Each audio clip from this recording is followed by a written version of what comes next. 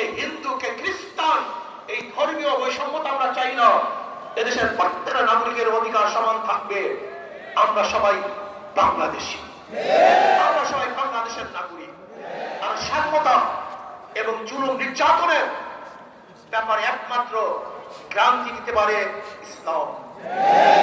ইসলামের বাহিরে কোন নীতি আদর্শ সাম্যতা স্থাপন করতে পারে না, মানুষের অধিকারকে ফিরিয়ে দিতে পারে না। কাজে আসুন, আমাদের কর্ম শেষ নয়, আমাদের কর্ম এখনো অনেক বাকি আছে। সমস্ত মানুষের দাঁড়ে দাঁড়ে যেতে হবে, মানুষের সেবায় আমাদের আত্মাকে উৎসর্গ করতে হবে। ইসলামী আন্দোলন বাংলাদেশের প্রত্যেকটা মানুষের নিয়ত থাকতে হবে, আমরা একজন সেবক, আমরা জালেম নই। আমরা জালেমদের বিচার চাই, অবৈধ খুনের বিচার চাই, কিন্তু নিরাপদ লোক যেন কোনো অবস্থাতেই জুলুমের শিকার না হয় সেইভাবেও আমাদের খেয়াল রাখতে হবে। অন্তর্বর্তীকালীন সরকারকে আমরা ধন্যবাদ জ্ঞাপন করতেছি। মানুষ যে আশা, যে বুক ভরা আশা নিয়ে রক্ত দিয়েছে, জীবন দিয়েছে, আপনারা সেই আশা এবং আকাঙ্ক্ষা বাস্তবায়ন করবেন, সেই দিকেই তাকিয়ে থাকবো।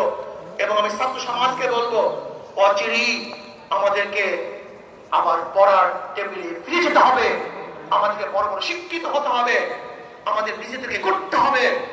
আমরা শুধু বাংলাদেশের নেতৃত্ব দেবো না, গোটা দুনিয়ার নেতৃত্ব এই বাংলাদেশের জনগণ দেবে ইনশাআল্লাহ। আমাকে এবং আমাদের সবাইকে সেই যোগ্যতা সম্পন্ন নেতৃত্ব তৈরি করার, নেতৃত্ব অর্জন করার তৌফিক দান করেন। দেশকে শান্তি রাখেন, আগামী ইসলাম হুকুমত কায়েম হবে সে আশা প্রত্যাশা নিয়ে অপেক্ষায় আছি। আল্লাহ পাক যেন সেটা দেখার তৌফিক দেন। যেমন একবার বলেছিলাম, আল্লাহ যেন শেখ হাসিনার পতনের সেই অবস্থা